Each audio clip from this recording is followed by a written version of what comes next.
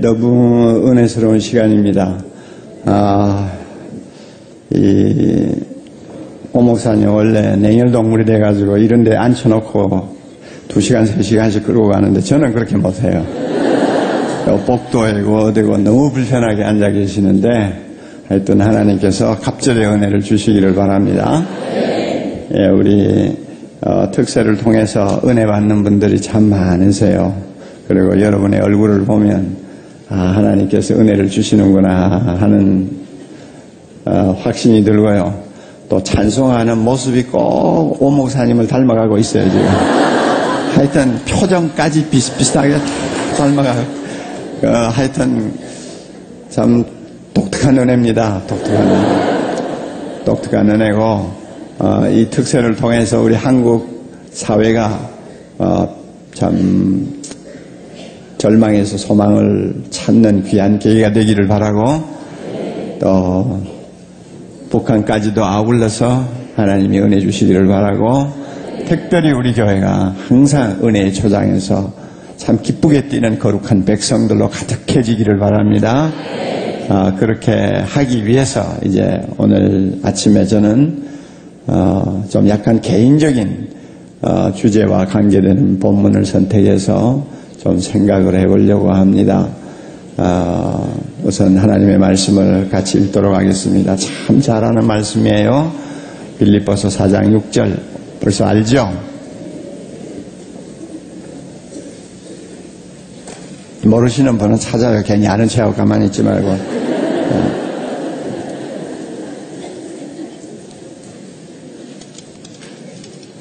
우리 빌립보서 4장 6절, 7절 큰 소리로 함께 읽습니다. 아무것도 염려하지 말고 오직 모든 일에 기도와 간구로 너희 구할 것을 감사함으로 하나님께 아뢰라. 그리하면 모든 지각에 뛰어난 하나님의 평강이 그리스도 예수 안에서 너희 마음과 생각을 지키시리라. 다시 한번 잘 생각하세요. 읽을 때 성령께서 우리 마음을 여시고 우리의 귀를 여셔서 이 말씀을 통해 하나님이 지금 나를 위해 또 더 나아가서는 우리 교회를 위해 무엇이라고 속삭이고 계시는가 하는 음성을 들을 수 있어야 됩니다. 그리고 그 말씀이 내 마음의 옥토에 뿌려져서 뜯고 끝나는 것이 아니라 시간과 함께 싹신하고 잎이 피고 꽃이 피고 열매가 맺어 30배, 60배, 100배의 결실이 우리 안에 있어야 됩니다. 아무것도 염려하지 말고 오직 모든 일에 기도와 간구로 너희 구할 것을 감사함으로 하나님께 아뢰라. 그리하면 모든 지각에 뛰어난 하나님의 평강이 예수 안에서 너희의 마음과 생각을 지키시리라. 할렐루야.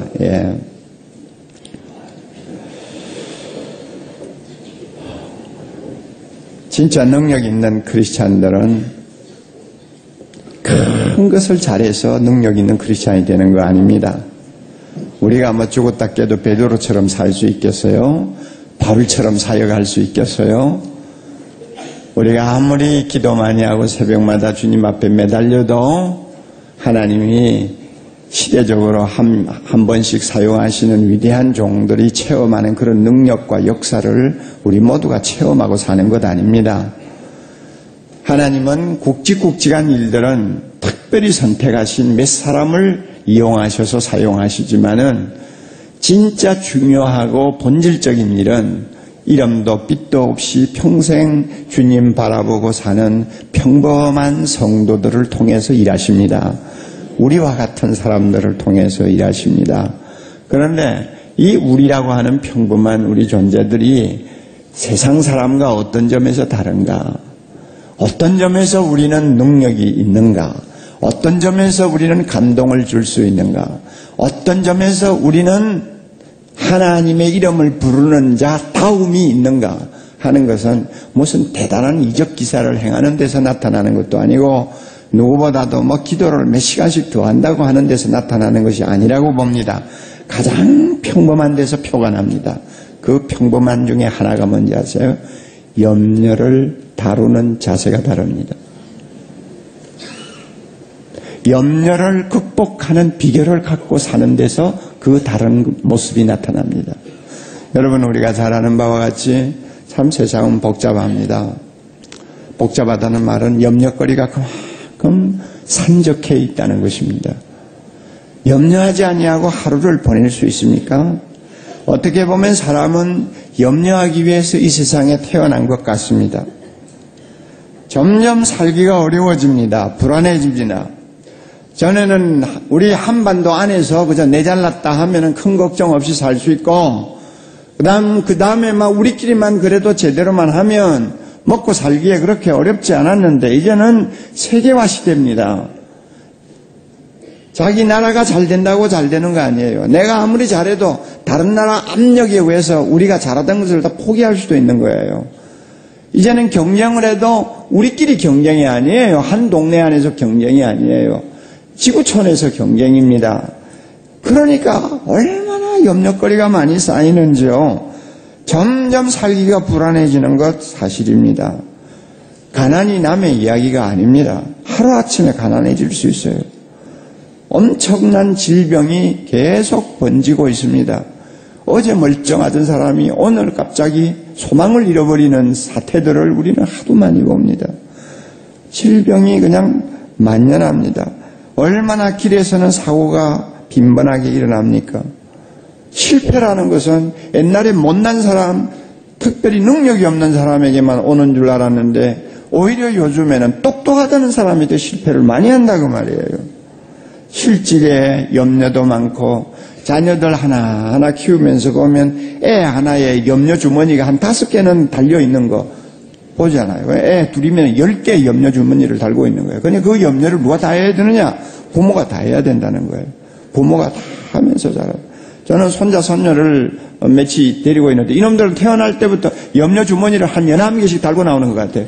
그래야 쳐다보면 저에 위해서 내가 은근히 인간적으로 염려해야 될 것이 한 10가지는 되는 것 같아요. 얼마나 염려가 많은지요. 노후는 어떻게 살 것이냐, 뭐 그때까지 살지 안 살지도 모르면서 노후 걱정도 해야 되고 그렇잖아요. 그리고 뭐 죽음에 대한 걱정도 해야 되잖아요. 그래서 제가 가만히 생각해 보니까 그래요. 한 75까지는 좀 지금 죽으면 좀 너무 이르다 하는 생각이 드는데 75만 넘어가면 너무 오래 살면 어쩌나 하는 또 걱정이 찾아올 것 같아요. 참 사람은 끝이 없어요. 그래서 인간은 염려를 떼놓고 살 수 없어요. 숨을 쉬지 아니하면 살 수 없듯이 염려를 하지 아니하면 살 수 없는 것이 인간 실존의 모습인 것 같아요. 이것을 아니올시다 하고 부인한다면 좀 위선이 아닐까 그런 생각을 합니다. 전도서 2장 23절에 유명한 말씀 있잖아요. 우리 인생을 놓고 이렇게 이야기합니다. 솔로몬과 같은 팔자 좋은 인간도 이렇게 이야기합니다.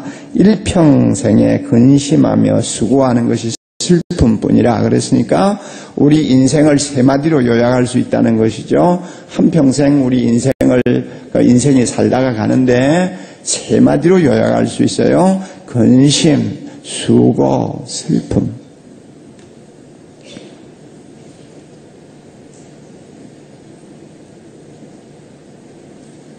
좋으는 분들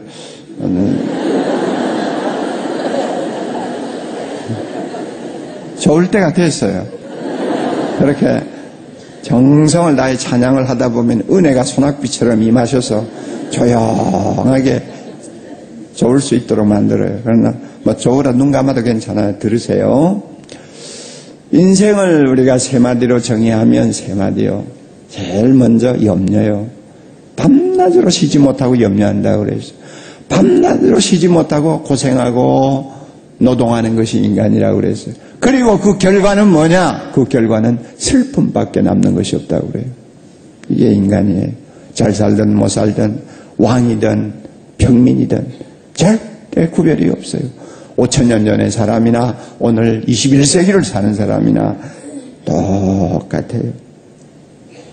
이게 인간이거든요. 그러니까요. 그럼 예수 믿는 사람은 좀 다르냐? 조금 다른 데가 있기는 있어요. 그런데 좀 다른 데가 있기는 있는 것 같지만 속으로 깊이 들어가 보면 염려를 하고 있다는 데서는 별 차이가 없어요.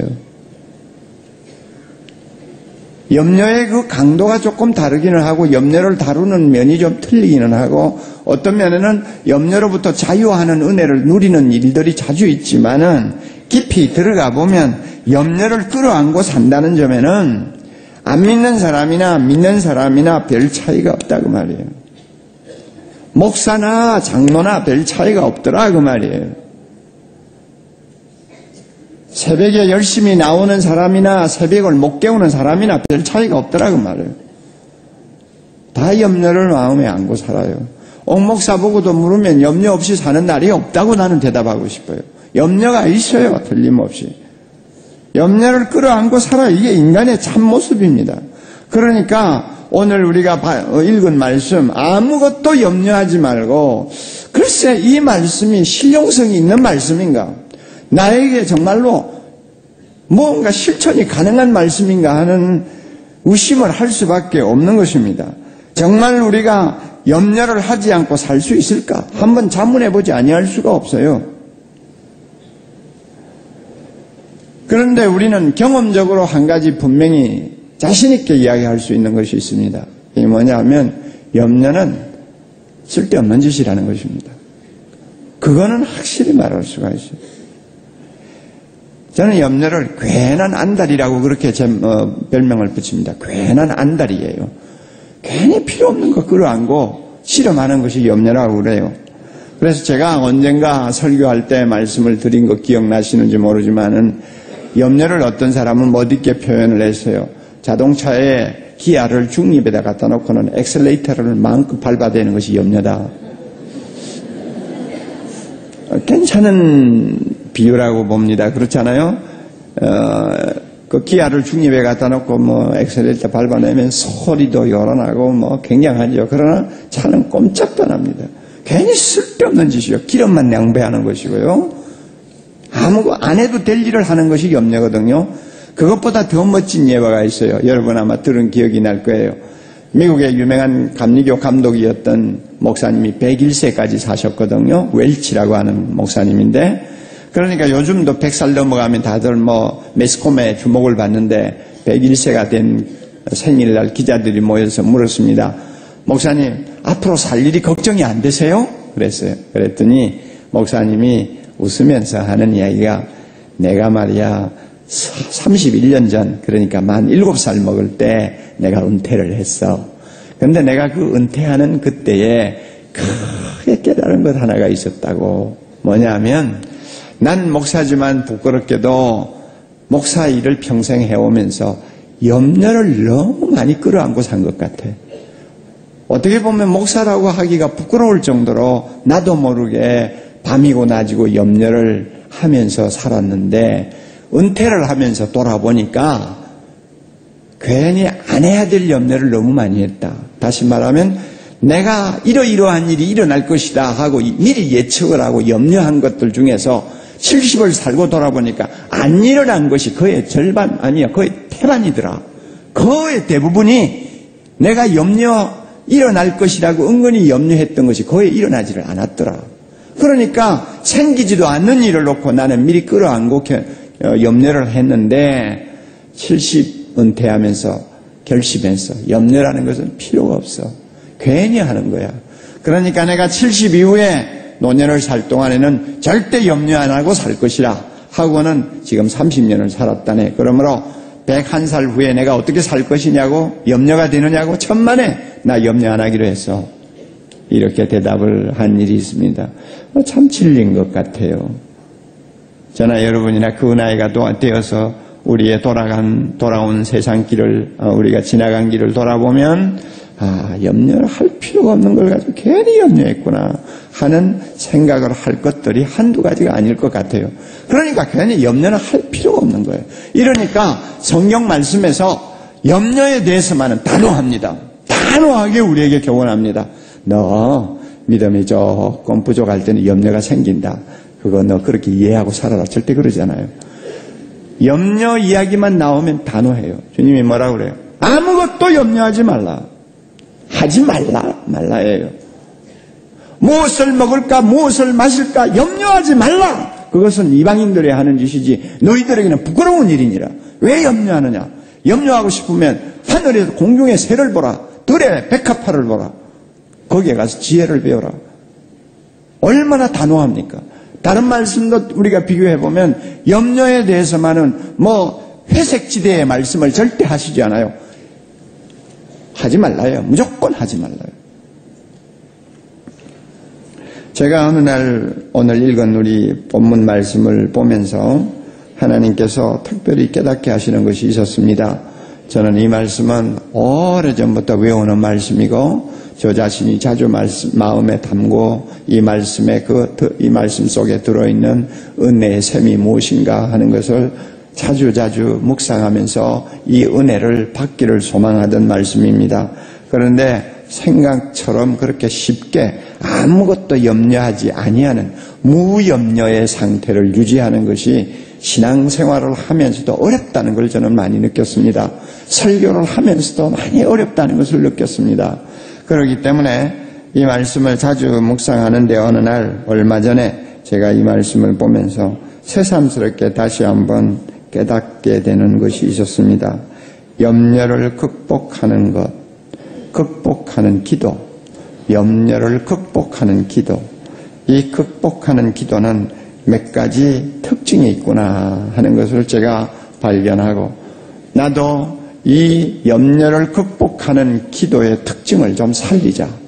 이 특징을 좀 내가 좀 잘 가꾸어서 내 기도가 더욱더 풍성해서 염려를 마음대로 핸들링할 수 있도록 좀 내 자신이 능력 있는 사람이 되자 하는 생각을 한 일이 있습니다.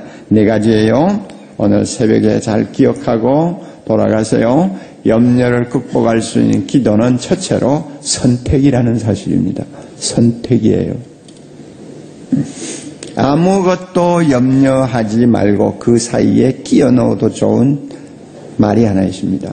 그 대신 오직 모든 일에 기도와 간구로 너희 구할 것을 하나님 아버지께 감사함으로 구해라. 그러니까 요약하면 아무것도 염려하지 말고 대신 뭐하라? 기도하라. 그러니까 염려를 극복할 수 있는 기도는 선택의 문제입니다. 염려를 할 것이냐 기도를 할 것이냐 둘 중에 하나를 택하는 거예요. 염려를 할 것이냐 기도를 할 것이냐. 염려를 뿌리치고 내가 기도를 하는 사람이 될 것이냐 아니면 기도를 뿌리치고 염려를 끌어안고 사는 사람이 될 것이냐 둘 중에 선택의 문제라 그 말이에요. 이것은 한 번 선택해서 끝나는 것이 아니에요. 숨 쉬는 것처럼 우리가 염려를 날마다 하고 살아야 된다면 날마다 선택해야 될 문제예요. 염려가 일어나요?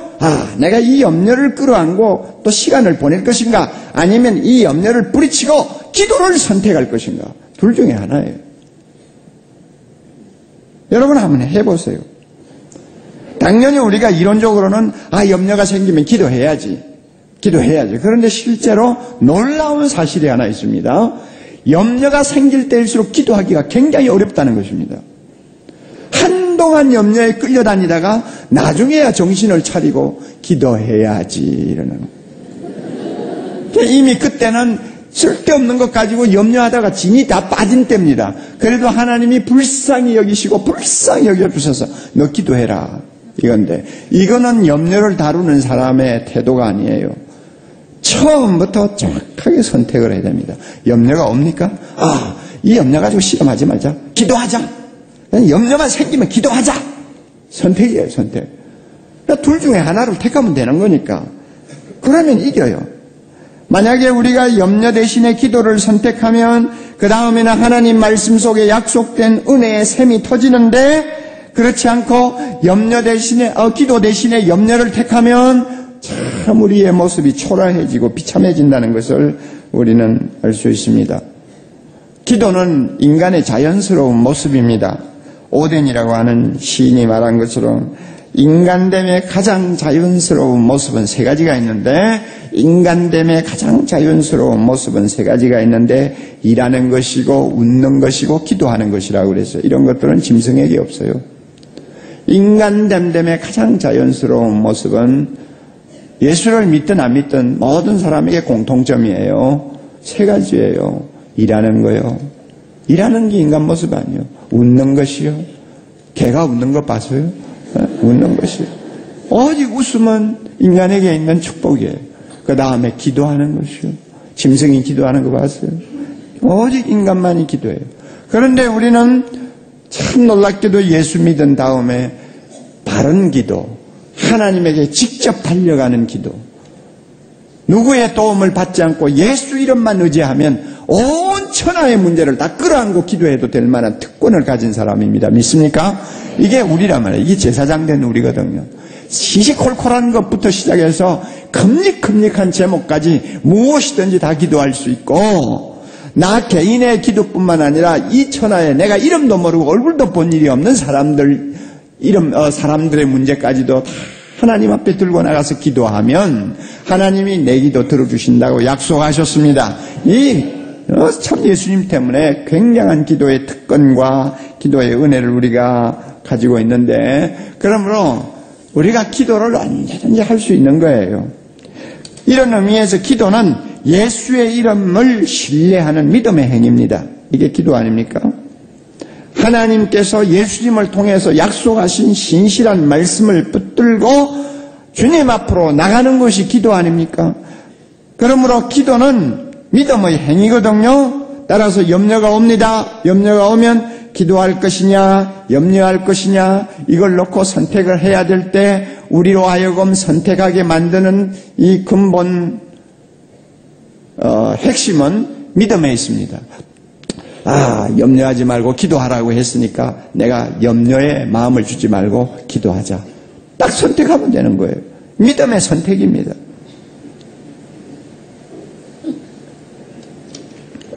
물론 우리가 현실적으로 보면 선택을 한다고 해서 아예 금방 염려를 떨어버리고 기도만 할 수 있다. 그건 아닙니다. 우리의 대부분은 염려 반 기도 반입니다. 맞아요, 안 맞아요? 맞죠? 염려 반 기도 반이죠? 예, 염려 반 기도 반이에요. 나 염려하지 않고 기도만 해야 되겠다 하고 무릎을 꿇고 참 하나님 앞에 엎드렸습니다만 마음 상태는 염려 반 기도 반입니다. 하나님께서 이거는 이해를 하세요. 너 왜 염려 반 기도 반이냐? 기도만 해라. 하나님은 그렇게 요구는 안 하신다고 저는 봅니다. 우리가 인간임을 잘 아니까. 그러나 염려 반 기도 반이라도 우리가 기도하겠다고 선택하고 무릎을 꿇으면 그때부터는 내 마음에 염려 반 기도 반이 있어도 하나님은 우리를 기도하는 사람으로 봐두시는 줄을 믿습니다. 그러니까 여러분이 이제부터 실천을 하시라고요. 헨리 나우엔이 여러분 잘 아시는 분이죠. 이런 말을 했어요. 우리가 기도에 초대될 때마다 꽉 움켜진 주먹을 펴고 마지막 그 주먹 안에 남아있는 동전까지도 내놓을 것을 요구받는다. 무슨 말인지 음미를 해보세요. 우리가 주님 앞에 기도하기를 선택하고 주 앞에 나가면 내 속에 어린애처럼 꽉 마지막으로 쥐고 내놓지 않는 것 하나 있어요. 동전일 수도 있습니다. 이 동전까지도 손을 펴고 내놔야 된다고. 무슨 말이냐? 우리가 기도 반, 염려 반으로 주님 앞에 나가기는 합니다만 일단 기도하기로 선택한 사람은 그 염려 반, 내 손 안에 동전과 같이 꽉 쥐고 있는 것까지도 다 내놔야 돼요. 다 내놓고 기도해야 됩니다. 그걸 내놓고 기도해야지 움켜쥐고 기도하면 안 됩니다. 그러므로 일단 염려가 될 때 기도하기를 선택한 사람은 마음에 있는 모든 염려까지도 주님에게 다 내놓고 기도하는 사람이 됩니다. 이 기도를 하나님이 들으십니다. 할렐루야. 제가 해보니까 진리입니다. 그러니까 선택이 어렵지. 일단 선택만 바로 하면 염려는 반드시 이깁니다. 할렐루야. 염려와 기도 둘 중에 어느 걸 선택할 것이냐를 놓고 처음에 선택하기가 어렵지. 기도하기로 작정해버리고 정말로 내 마음에 있는 동전과 같은 염려거리까지도 다 내놓고 하나님 앞에 기도하기로 작심하면 그 다음에 놀라운 거 있어요. 염려가 맥을 못 춘다는 것입니다. 분명히 하나님께서는 염려를 극복하시는 은혜를 주시더라 그 말입니다. 여러분 이제 실천하세요. 여러분이 아무리 특세 20일 아니고 100일을 했다고 해도 집에 돌아가서 염려하느라고 멍해가 앉아있으면 그건 막 끝나는 거예요. 그게 무슨 의미가 있어요? 가장 초보적인 문제마저도 해결 못하는 사람이 여러분 기도 많이 한다고 엄청차 해도 의미가 없어요. 기도 많이 하는 사람은 초보적이고 남의 눈에 띄지 않는 것부터 잘 다루는 능력이 생깁니다. 이거 염려라는 쥐새끼를 잡아야 돼요. 바로 해요. 네. 이것도 못 잡으면서 날마다 이루고 있으면 되죠.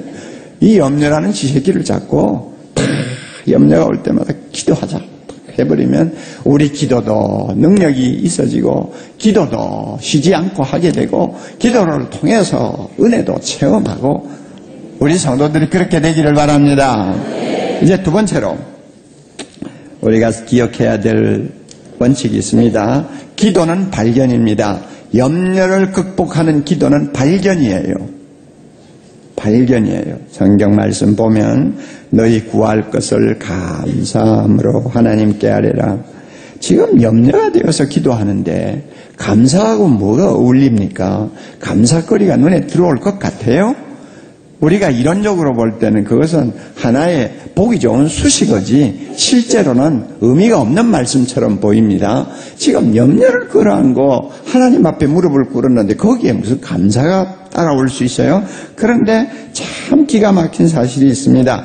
우리가 염려가 되어서 주님 앞에 나와 정말로 염려 반 기도 반 하나님 앞에 매달리는 시간인데 기도를 하다 보면 하나님께서 눈을 감기 전에는 보이지 않던 감사거리를 하나씩 발견하게 하는 은혜가 있다는 것입니다. 그래서 사실은 주십시오.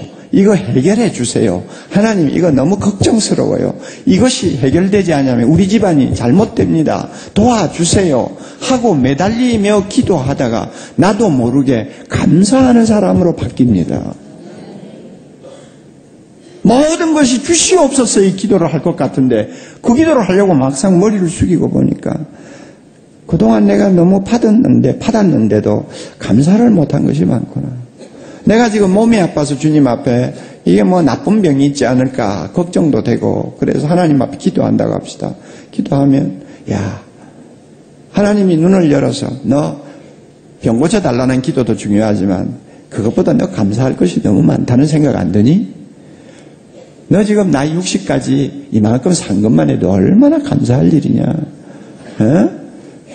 내 자녀 아직 장가 시집은 안 보냈지만 그래도 고등학교 대학을 졸업할 때까지 너 건강하게 자녀 양육할 수 있도록 은혜 준 건 누구냐? 이 못된 자식. 감사부터 해.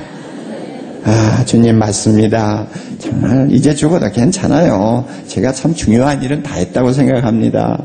하나님 지금까지 살려두시고 사지를 움직여서 이렇게 참 정상적으로 사람 대우받으면서 살게 해주신 거 감사합니다. 나도 모르게 달라고 염려 때문에 기도하려다가 감사하는 사람이 되버려. 이게 발견이거든요. 발견이에요.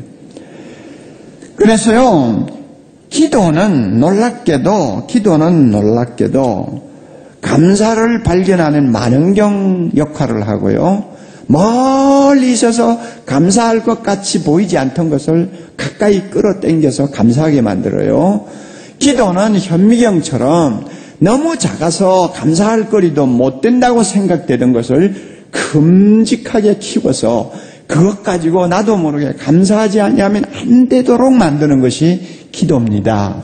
그래서 염려가 찾아올 때 기도하기로 선택했으니까 그렇게 선택하고 골방에 들어가 무릎을 꿇었더니 나도 모르게 하나님 앞에 감사하는 사람으로 바뀌더라 그 말입니다.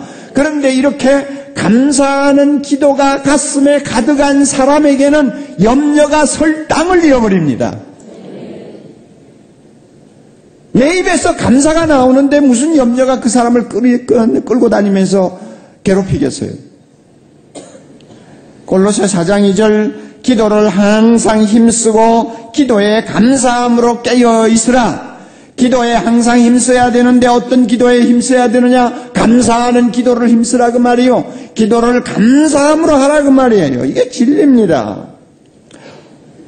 우리나라에 시인으로서 널리 알려져 있는 어느 유명한 수녀가 이런 기도를 했어요. 더 많이 감사하기 위해서 기도하자. 더 깊이 사랑하기 위해서 기도하자. 이제 무엇을 자꾸 달라고 보채기만 하는 기도는 그만하자고 나는 마음먹었다. 누구나 다 기도 많이 하다가 보면 이런 생각을 하게 됩니다.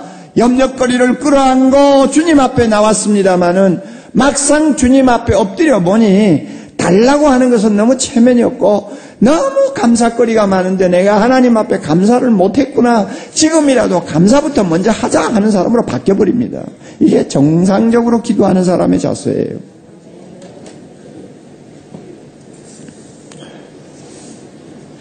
마음에 잘 담아두세요. 염려를 극복하는 기도는 발견이다. 뭘 발견하는 거예요? 감사거리를 발견하는 것입니다. 감사함으로 하나님께 아뢰라. 감사함으로 하나님께 아뢰라. 세 번째로 염려를 극복하는 기도는 집중입니다. 집중이라는 의미를 아시죠? 오늘 우리가 읽은 본문 보면 세 가지 말을 강조하고 있습니다. 너희 기도하라, 간구하라, 아뢰라 하는 말씀이 계속 나오죠.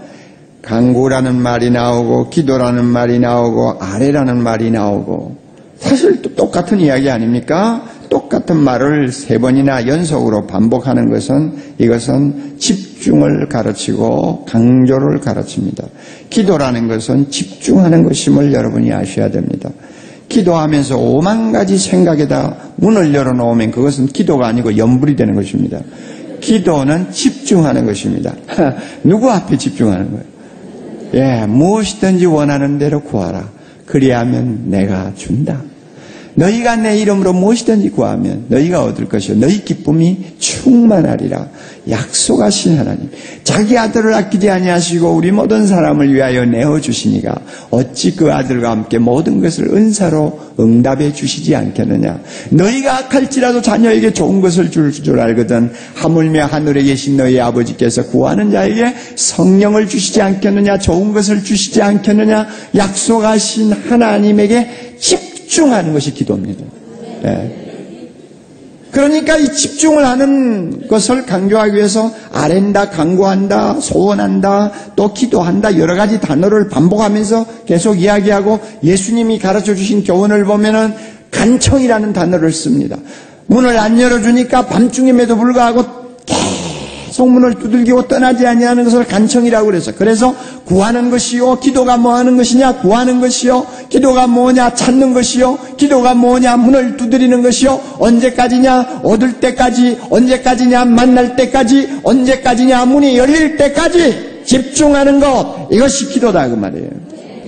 염려를 극복하기를 원합니까? 집중하세요. 기도를 5분을 내도 집중하세요. 10분을 내도 집중하세요. 이것이 염려를 극복하는 기도의 모습입니다. 우리가 기도를 하면서도 자주 부도를 내는 이유가 있습니다. 집중이 안 되기 때문에 부도 내는 거예요. 기도하다가 전화벨만 울리면 벌떡 일어나가지고 뭐 대단한 소식이 왔을까 뭐 막상 이상하게 기도하다가 전화 받아보면 안 받아도 될 전화, 괜히 쓸데없는 전화, 아니면은 뭐 잘못 건 전화. 이놈의 마귀 새끼가 어떻게 강교하게 집중을 못하도록 방해하는지. 그럴 때는 코드 다 뽑아놓고 하는 거예요. 아니면은 배를 울려도 막 그거는 전혀 귀에 안 들어올 정도로 집중을 하는 거예요. 제가 잘 아는 어느 아주머니, 믿음 참 좋으신 분인데 제가 한 가지 그 아주머니에게 참 배울 것이 있어요. 정말 놀라운 것이 있어요. 집중이에요. 기도에 집중이에요. 그 아주머니는 새벽에 일어나면은 꼭 집안에서 기도하는데 2시간 이상 기도하나 봐요. 한 번 기도했다면 모든 걸 다 잊어버려요. 얼마나 빠져들어가는지. 비행기를 탔다면은 한 번 비행기를 타서 뭐 무료하니까 눈 감고 기도하면 눈 뜨면은 8시간 벌써 지나고 도착한대요. 나 이런 사람 처음 봤어. 나는 목사 생활 35년을 해도 나는 그런 경지를 못 들어가 봤는데 이 아주머니가 말이야 기분 나쁘게 사랑 기도에 기분 나쁘게 말이죠. 에?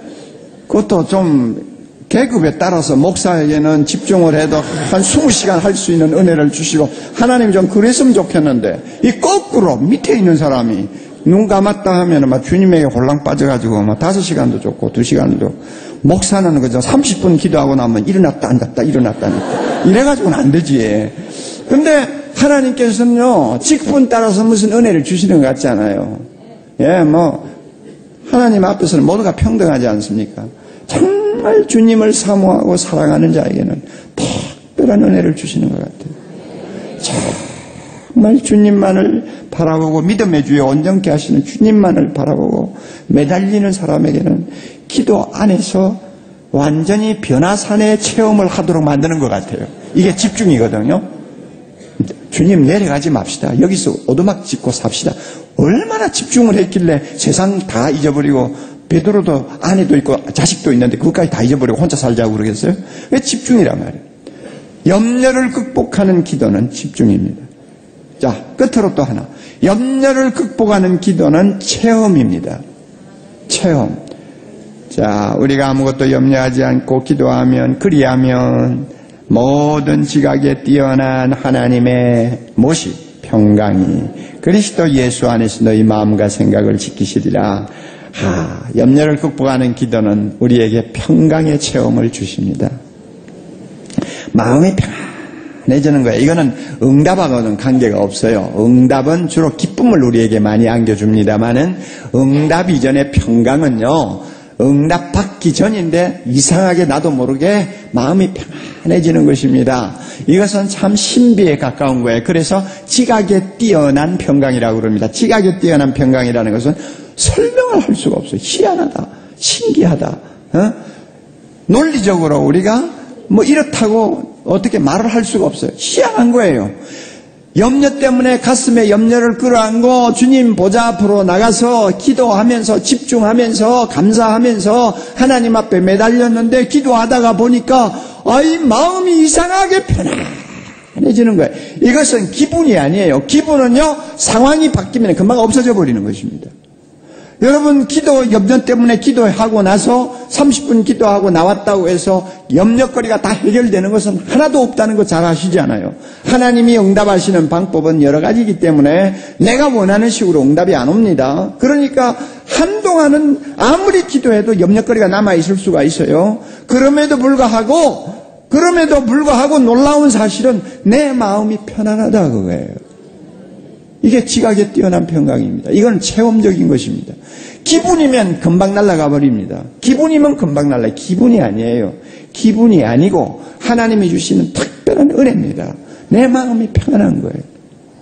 남편이 실직을 당해 있어요. 오늘도 아침에 나갔습니다만 무슨 직장을 얻어올 것이라고 보장 못해요.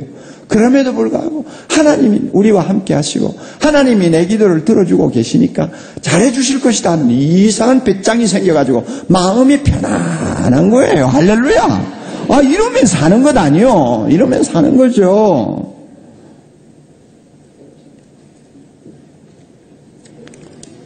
(2주) 전인가 오 목사님 설교하는 거 들었죠? 한나 기도에 대해서 설교할 때 들었죠? 성막에 와가지고 열심히 기도하고 갔죠. 처음 하는 기도가 아니죠. 여러 번 했던 기도지요. 해마다 했던 기도지요. 그럼에도 불구하고 마침 그때는 엘리 제사장이 보는 앞에서 그저 큰 소리도 못하고 중얼중얼 하면서 열심히 기도하고 돌아갔는데 하나님이 놀라운 체험을 주셨어요. 마음의 평안. 그러니까 집에 돌아가자마자 얼굴에 무엇이 없었더라? 수색이 없었더라. 그게 평안이에요. 그거는 신비한 거예요. 조금 전에 아마 오 목사님하고 내하고 좀 통했던 것 같아요. 찬송가 470장이 그거 아니에요. 내 영혼 평안해 평안해. 그게 아무나 부르는 찬송가입니까? 아무나 뭣도 모르고 부르면 그거는 이상한 유행가고요. 정말 우리가 부르는 이유가 있어요. 염려거리가 많은데도 정말로 주님 앞에 기도하기를 선택하고 기도하다가 감사거리를 발견하면서 감사하는 사람이 되고 그래서 기도에 집중하다 보니까 주님께서 응답 이전에 아페타이저로 내 마음에 평안을 주시더라고요. 그래서 내 영혼 평안해, 내 영혼 평안해요. 미국에 지금 한참 뜨고 있는 목사가 하나 있는데 에드 영이라고 하는 젊은 목사입니다. 개척을 했는데 벌써 몇천 명씩 모이는 교회가 됐는데요. 그 목사님이 쓴 글을 하나 보니까 감동적인 글이 있어요. 어린 시절 초등학교에 다니던 시절에 아버지와 함께 저녁에 자기가 사는 동네 가까이 있는 큰 호수로 나갔습니다. 일몰이 너무나 화려했습니다. 해가 지는 모습, 호숫가에서 해가 떨어지고 그 해의 붉은 빛이 호숫가를 물들이는 것을 보는 것이 참 굉장히 장관이었습니다. 그래서 아버지가 얘야, 야 오늘 해 지는 거 구경 갈래? 아빠 가요. 그래서 어린애를 데리고 아버지가 호숫가로 갔습니다. 해가 지는 황홀한 광경을 쳐다보면서 한참 시간을 보내고 드디어 날이 어두워지는데요. 이 애가 가만히 보니까 물속을 보니까 막 뱀들이 다니는 거예요. 그 호수는 길이가 1.5m나 되는 큰 물뱀들이 막 그냥 많이 있는 호수로 유명해요. 근데 이놈 어린애가 처음 봤어요. 물뱀이 날이 어두워지니까 이 자기들이 서 있는 물가까지 막 그냥 몇십 마리가 그냥 몰려드는 거예요. 이 애가 막 겁에 잔뜩 질려가지고 어찌할 줄을 몰라가지고 있는데 그것을 본 아버지가 야 이제 돌아가자. 물뱀들이 많이 막 나오지? 무섭지? 야 너 아빠 등에 업혀. 그래서 아빠가 업히라고 그러니까 너무 좋아가지고 아빠의 큰 등에 그냥 업혔습니다. 그랬더니 아빠가 자기를 꼭 업고는 그 다음에 자그마한 손전등을 켜서 길을 이렇게 밝히면서 그 겁나는 물뱀이 있는 곳을 빠져나오는 그런 일을 경험을 했다고 합니다. 그것을 돌아보면서 이 목사가 그래요. 우리가 많은 염려와 두려움에 둘러싸여 물뱀들이 막 우글거리는 정말로 이제는 출구가 보이지 않는 답답한 환경에서도 하나님은 우리에게 말씀하셔. 염려거리가 많지. 너 내 등에 업혀. 기도는 뭐냐? 하나님의 등에 업히는 것입니다. 하나님의 등에 업혀. 그러면 하나님의 등에 업히기만 한다면 물뱀도 그대로 있어요. 아직도 무서워요. 그렇지만은 마음의 어린아이의 마음에 무엇이 찾아왔을까요? 평안함이 찾아오죠. 편안해져요. 겁이 없어졌어요. 이제는 두려움이 없어요. 염려가 나를 핥히고 찢지를 못해요. 내 마음이 하나님이 주시는 평강으로 가득 차는 것입니다. 여러분, 염려를 극복하는 기도는 하나님의 등에 업히는 체험인 것을 믿으시기 바랍니다. 이런 평안을 우리가 소유하게 되면 아무리 염려가 많아서 숨쉬듯이 염려를 참 끌어안고 살아야 되는 세상이라 할지라도 우리는 염려를 다룰 수가 있습니다. 염려를 극복할 수가 있습니다. 우리는 얼마든지 염려를 이기고 하나님으로부터 응답을 받으면서 살 수 있습니다. 우리 오 목사님이 자주 이야기하듯이 해같이 빛나는 환한 얼굴을 하고 세상을 살 수 있습니다. 맨날 그래도 뭐 염려에게 찌들린 사람은 해가 아니라 그는 형편없는 얼굴이에요. 그러나 염려로부터 우리가 해방받을 수 있으면 얼굴이 해와 같이 빛날 수 있습니다. 맞아요? 네. 결론 짓습니다. 자, 염려를 극복하는 기도. 첫째는 선택이다. 네. 둘째는 발견이다. 셋째는 집중이다. 넷째는 체험이다. 이걸 여러분 곧 간단한 단어를 마음에 딱 담고 집에 가서 빌립보서 4장 6절 7절 말씀을 다시 한번 음미해 보세요. 진리구나 하는 것을 깨닫게 되면 그때부터 여러분은 이제 실천할 것입니다. 여러분, 조지 뮬러가 이런 말을 했죠. 염려의 시작은 믿음의 끝이다. 믿음의 시작은 염려의 끝이다. 저는 이 말을 바꾸어서 이렇게 말하고 싶어요. 기도의 시작은 염려의 끝이다. 따라하세요. 기도의 시작은 염려의 끝이다. 염려의 시작은 다 같이 기도의 끝이다. 그러니까 염려했습니까? 염려합니까? 염려만 합니까? 기도가 끝나요. 그러나 기도합니까? 염려가 끝나요. 할렐루야.